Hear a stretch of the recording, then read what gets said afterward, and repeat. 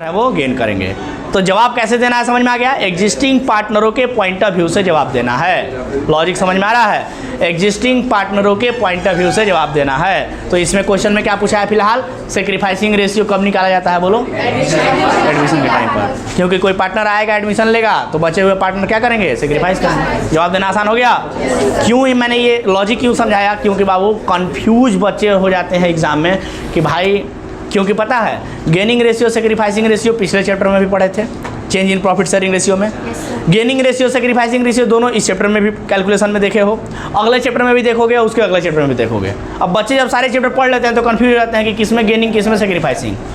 तो ये लॉजिक समझ में आना बहुत ज़रूरी है कि जवाब किस तरह से देना होता है, एग्जिस्टिंग पार्टनरों के पॉइंट ऑफ व्यू से, कि एग्जिस्टिंग पार्टनर सेक्रीफाइस कब करेंगे और एग्जिस्टिंग पार्टनर गेन कब करेंगे। लॉजिक समझ में आ गया। तो एग्जिस्टिंग पार्टनर सेक्रीफाइस कब करेंगे, जब कोई आएगा तो, एडमिशन लेगा तो। और सेक्रीफाइस के बाद ये लोग गेन कब करेंगे, जब कोई रिटायर करेगा या कोई रेस करेगा। लॉजिक समझ गए। चलो अब नहीं कन्फ्यूजन होगा ना, एग्जाम में कोई भी आएगा सवाल बना दोगे अब। Very nice. क्वेश्चन नंबर कौन सा था ये, फिलहाल 10 नंबर था। इसमें सेक्रीफाइसिंग रेशियो पूछा था, कब निकालते हैं, कब निकालते हैं, एडमिशन के टाइम। तो option number C is the correct answer. चलो क्वेश्चन नंबर 11 पे ध्यान दीजिए सभी लोग। क्वेश्चन नंबर 11 पे ध्यान दीजिए, क्या कहता है बाबू, a new partner may be admitted to a partnership. बताओगे नया पार्टनर एक पार्टनरशिप में कब आता है, कब आ सकता है एक नया पार्टनर पार्टनरशिप में। मैंने लिखवाया भी था, जब सभी पार्टनरों का सहमति होगा तो देखो ऑप्शन में कहाँ लिखा है, with the consent of all old partners, है ना जी। एक के या आंशिक रूप से या कह लो तो मेजोरिटी रूप से, ये सब नहीं चलेगा, सबका सहमति होना चाहिए। ठीक है बात। तो option number C is the correct answer. 12 number question देखिए sir. When a new partner brings his share of goodwill in cash the amount is debited to journal entry. जब भी डेबिटेड क्रेडिटेड पूछे, जब भी क्वेश्चन में debited और credited पूछे तो जर्नल एंट्री दिमाग में लाना और फिर सोचना कि इसमें इस जर्नल एंट्री में डेबिट क्या हुआ है, क्रेडिट क्या हुआ है और क्वेश्चन में पूछा क्या है। आंसर दे दोगे आसानी से। तो बोलो, जब कोई नया पार्टनर आता है, प्रीमियम फॉर गुडविल लाता है, तो जर्नल एंट्री क्या होता है, cash account debit to premium for goodwill account. Question में डेबिट पूछा है, क्रेडिट पूछा है, डेबिट में क्या लिखे हो, आंसर हो गया कैश अकाउंट डेबिट।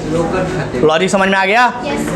चलो option number C is the correct answer. चलो बाबू 13 नंबर क्वेश्चन पे ध्यान दो। When a new partner does not bring his share of goodwill in cash. बताओगे जब सामने वाला पार्टनर, जो न्यू पार्टनर है, वो कैश में गुडविल लेके नहीं आ रहा है, the amount is debited to. बताया था ना कि या तो कैश लेके आएगा तो कैश अकाउंट डेबिट, और नहीं लेके आएगा तो उसका कैपिटल से एडजस्ट करेंगे। और कैपिटल से एडजस्ट करने का मतलब उसका कैपिटल घटेगा और कैपिटल घटने का मतलब डेबिट होगा। That's all. तो न्यू पार्टनर्स कैपिटल अकाउंट हो जाएगा debit. Option number B is the correct answer. 13 का बी हो गया। 14 नंबर क्वेश्चन पे 14 पे ध्यान दीजिए। Sacrifice of old partner is equal to. भाई सेक्रीफाइसिंग का फॉर्मूला सीधा सीधा पूछा है, सिंपल जान लो। और सेक्रीफाइसिंग का फॉर्मूला क्या होता है, old ratio minus new ratio, माने old share minus. Option number D is the correct answer. Question number 15, share of goodwill brought in cash. Goodwill आता है ना जी कैश में, by the new partner is called. मैंने बताया था बाबू, केवल गुडविल मत बोला करो, कई बार टोके थे, क्या बोला करो, देखो क्वेश्चन में भी आ गया है, क्वेश्चन में भी आ गया है ना। चलो तो option number C is the correct answer. कोई भी पार्टनर नया आता है, कैश लेके आता है गुडविल में, तो उसको प्रीमियम पर गुडविल कहते हैं। Option number C is the correct answer. 16 number question पे ध्यान दो। The balance of revaluation account. बनाते हो ना रिवैल्यूएशन अकाउंट, रिवैल्यूएशन अकाउंट का कुछ तो बैलेंस निकल के आता है ना। क्या निकल के आता है बैलेंस, या तो रिवैल्यूएशन प्रॉफिट या तो रिवैल्यूएशन लॉस। बाबू कुछ भी निकल के आए, उसका हम लोग क्या करते थे,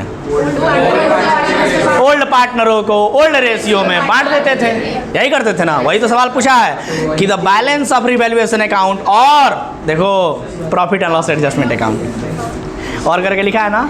ऊपर का क्वेश्चन कौन सा था, कोई था क्वेश्चन जिसमें 5 नंबर क्वेश्चन, 5 नंबर क्वेश्चन में रिवैल्यूएशन लिखने के जगह पर प्रॉफिट एंड लॉस एडजस्टमेंट लिख दिया था, यहाँ क्लियर कर दिया और लिख करके।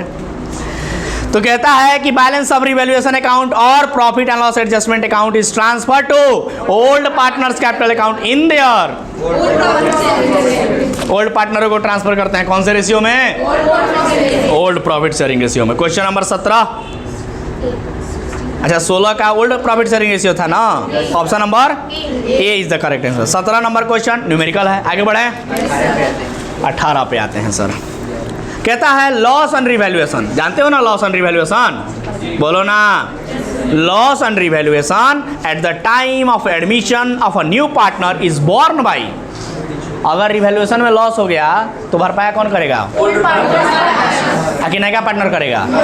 न्यू पार्टनर करेगा क्या? न्यू पार्टनर को कोई मतलब नहीं है। ये अगर रिवैल्यूएशन का लॉस हो गया तो उसको कौन बॉर्न करेगा? कौन झेलेगा? ओल्ड पार्टनर चलेंगे। कौन से रेशियो में? ऑप्शन देख लो कहाँ दिया है, option number A, old partners in old ratio only. समझ गए बात? क्वेश्चन नंबर 19 न्यूमेरिकल है, आगे बढ़ते हैं 20 पे आते हैं। कहता है if at the time of admission of a new partner some profit and loss account balance appear in the book at it will be transfer to. बताओगे बाबू? Some profit and loss account balance. Profit and loss account balance अगर कुछ हो, profit and loss account balance माने या तो पुराना profit होगा या तो पुराना लॉस होगा। तो उस ओल्ड प्रॉफिट को या ओल्ड लॉस को क्या करते हैं? कहाँ ट्रांसफर करते हैं? ओल्ड पार्टनरों में। ऑप्शन में ऑल भी लिखा है, ऑल पार्टनर्स, गलती से ऑल पार्टनर मत मार देना। ऑल पार्टनर में नायका जो आ रहा है वो आ जाएगा, उसको नहीं देना है। पुराना प्रॉफिट पुराना लॉस पुराने आदमी का है। समझ गए बात? हाँ, पुराने साझेदारों के पुराने पूंजी खातों में। तो option number C is the correct answer.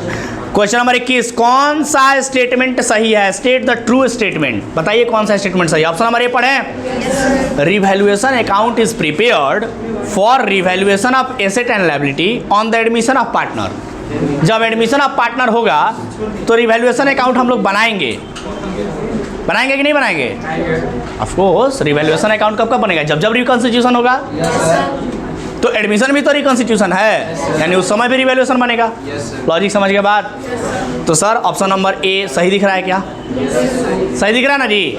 और ध्यान से सुनना, अगर ए सही हो गया और क्वेश्चन में बोथ या ऑल नहीं दिया है ऑप्शन में, तो वही आंसर सही है। नहीं समझे? अगर बोथ या ऑल दिया रहता तो हम लोग ऑप्शंस को आगे पढ़ते हैं। समझ गए? अगर ऐसा ऑप्शन नहीं दिया है यानी ऑप्शन नंबर ए सही है तो सही कर देंगे उसी को। लेकिन मन में डाउट लगे अगर, तो आगे का ऑप्शन पढ़ लेना। ऑप्शन नंबर भी पढ़ लेते हैं। देखो, the new partner is liable for the past losses of the firm. क्या नया पार्टनर जो आ रहा है वो पास्ट लॉस के लिए जिम्मेदार होगा? गलत स्टेटमेंट है भाई। Option number C, in case of new partner is unable to bring in cash for goodwill. अगर नया पार्टनर कैश नहीं ला पाता है गुडविल के रूप में, और गुडविल अकाउंट में भी raised in the firm's book as per accounting standard 26। कहता है कि अकाउंटिंग स्टैंडर्ड 26 के अकॉर्डिंग ही तो गुडविल का हिसाब किताब होता है। कहता है कि अगर नया पार्टनर नहीं लेके आ पाया कैश में गुडविल, तो एक गुडविल अकाउंट खोला जाएगा। क्या ऐसा हम लोग करते हैं क्या? नहीं भाई। जब गुडविल लेके आया ही नहीं तो गुडविल अकाउंट क्यों खोलेंगे? अगर गुडविल लेके नहीं आया तो उसके कैपिटल से एडजस्ट होता है। ये भी स्टेटमेंट गलत हो गया। चलो option number D, when a partner is admitted there is dissolution of firm. अरे नया पार्टनर आएगा तो फर्म बंद हो जाएगा। तो ऑप्शन कौन सा सही है? ए सही है। ठीक है बात? क्वेश्चन नंबर कौन सा सही, कौन सा हम लोग कर लिए बाबू? 21 का option number A is the correct answer. आ जाइए 22 पर। Share of goodwill brought in by new partner in cash is shared by old partner. बताओगे बाबू कि अगर नया पार्टनर आता है गुडविल लेके आता है कैश में, तो उस गुडविल को, जिसको प्रीमियम पर गुडविल कहते हैं, उसको पुराने पार्टनरों में बांटा जाता है। कौन से रेशियो में? कौन से रेशियो में? सैक्रिफाइसिंग रेशियो में। Option number A is the correct answer. Very good बाबू। उसके बाद 23, 24, 25, 26, 27, 28, 29 न्यूमेरिकल है। 30 पे आ जाओ सीधे। न्यूमेरिकल है, न्यूमेरिकल सब बनाना है, छोड़ना नहीं है। 30 नंबर कहता है when goodwill is not recorded in the books of the firm at all on dissolution of a partner. बताओगे बाबू? हाँ, ये अलग टाइप का क्वेश्चन है।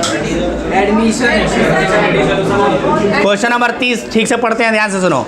व्हेन पूछ रहा है, when goodwill is not recorded in the books of the firm at all on admission of a partner.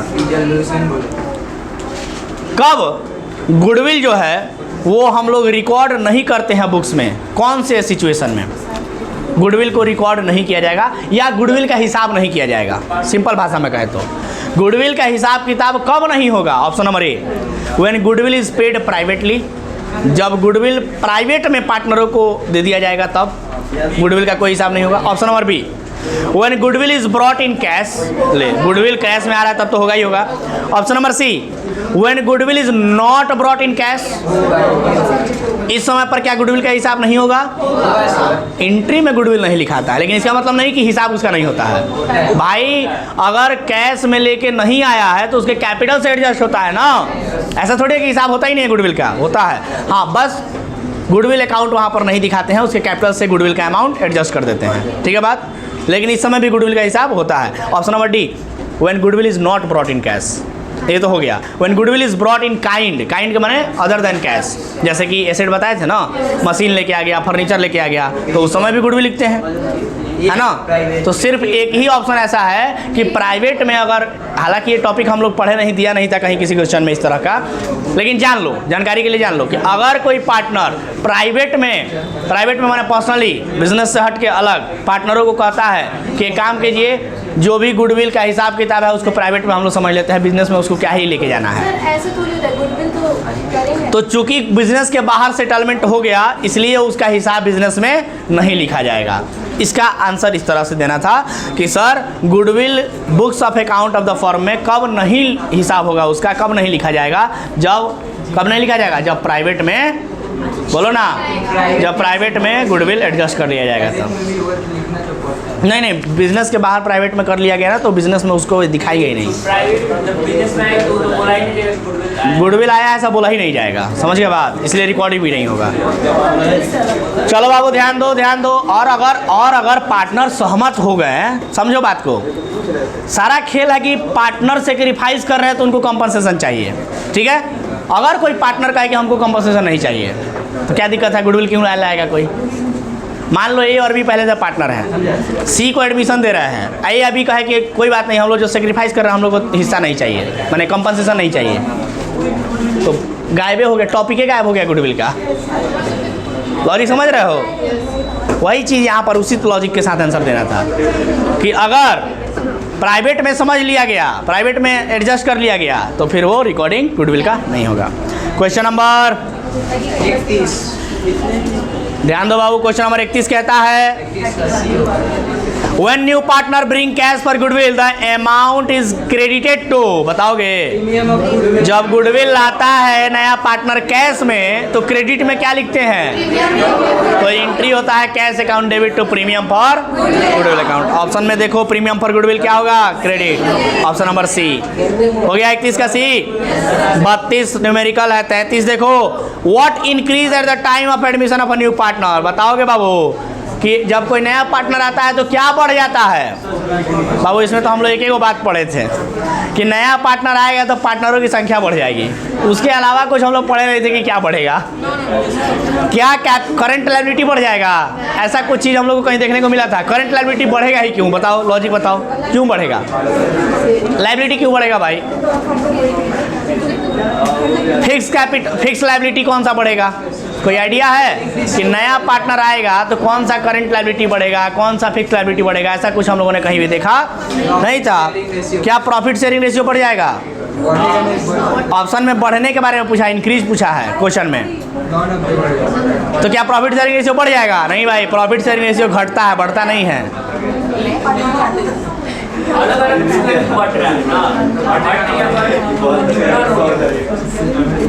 जैसे बढ़ना और घटना मैंने नोट में मैंने लिखवाया भी था, थ्योरी में, थ्योरी का कॉपी एक बार देखना, उसमें लिखवाए भी थे कि नया पार्टनर आएगा तो पार्टनरों की संख्या बढ़ जाएगी और ज्वाइंटली जो ओल्ड पार्टनर थे उनका रेशियो जो होगा प्रॉफिट शेयरिंग रेशियो वो घट जाएगा। ये बात मैंने लिखवाया था अच्छे से। ओल्ड पार्टनरों का जो ज्वाइंट शेयर है वो क्या हो जाएगा? घट जाएगा। ठीक है, यहाँ पर पूछ रहा है कि प्रॉफिट शेयरिंग रेशियो बढ़ जाएगा, नहीं बढ़ेगा। ठीक है बात, तो ऑप्शन नंबर कौन सा सही हो जाएगा बाबू? Option number D is the correct answer. कोई डाउट है क्या? Any doubt? कोई डाउट है तो पूछिए। चलिए क्वेश्चन नंबर 33 के बाद 34 और 35 न्यूमेरिकल है बाबू। तो टोटल क्वेश्चन 65 को दिया था, हम लोगों ने कितने कर लिए? 35 कर लिए। रहने दिया जाए, बाकी क्वेश्चन नेक्स्ट क्लास में कर लिया जाएगा। आगे करा दे पूरा।